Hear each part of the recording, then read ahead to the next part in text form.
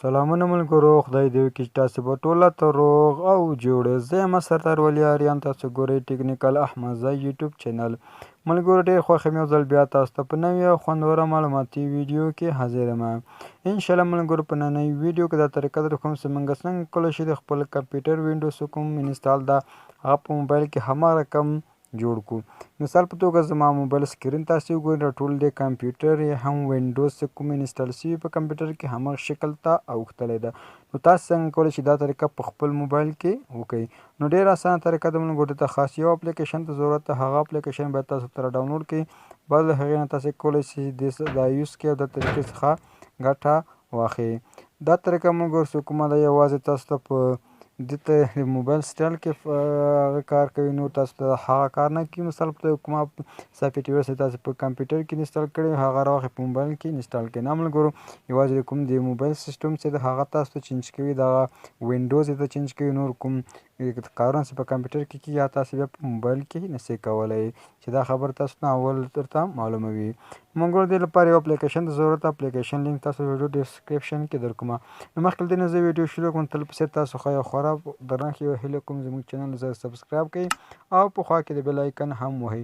نو ویډیو ملګرو سره لایک کوئ. نو ویډیو کله چې تاسو لایک کړئ نو د یو لایک تاسو کولی شئ موږ دا ویډیو ډېر ملګرو ته پیشنهاد کړي.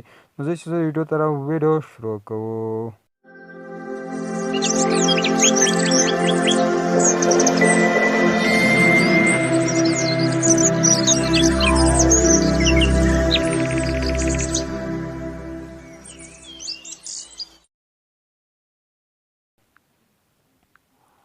ها نه ملګرو، دې لپاره تاسې خپل موبایل د کمپیوټر ویندوز ته واړوئ. دلته یو اپلیکیشن ضرورت ده. اپلیکیشن لینک زه د یوټیوب ډسکرپشن کې در کومه. نو اپلیکیشن نوم ده کمپیوټر لنچر. نو دا خاص لنچر ده ملګرو، صحیح ده. نور خبرې خو مې ورته اول کې وکړې، دا تاسو یوازې د کمپیوټر ویندوز ته اړولی شئ. نور کوم کارونه چې کمپیوټر کې بیا تاسو دلته شئ کولی. نو دې لپاره چې دا اپلیکیشن یوز کړئ نو خاص په دې اپلیکیشن باندې یو کلیک واخلئ. نو کله مو اپلیکیشن باندې کلیک واخیستو نو دا څنګه کې ډایرکټ فعاله کېږي. ملګرو اوس تاسو وګورئ دا کوم ډسپیس ځینې کمپیوټرو کې ځینې ویندوزو کې دا څنګه کوي کمپیوټر لیکلی، مای کمپیوټر ځینې کې دا پی سي لیکلی، ځینې سره ډسپیس لیکلي. دلته ډسپیس لیکلی. کله زه په پی سي باندې کلیک واخلم دلته موږ ته ډرایوونه ښکاري.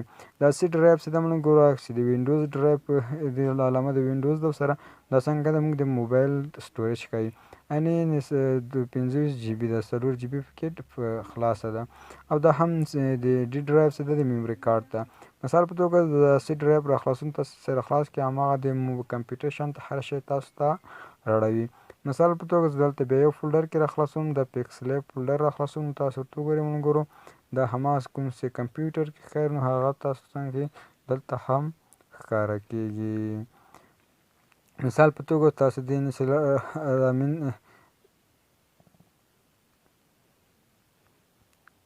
دلته ملګرو تاسو کله چې په دا ویندوز علامه باندې کلیک کړئ نو څنګه ځینې نور کوم هغه چې د کمپیوټر کې مثلا سکیپ ده، سټور ده، کیمره ده، میل ده، فوټو ده، واټساپ ده، شان څنګه تاسو ته هغه ځای کې راړوي.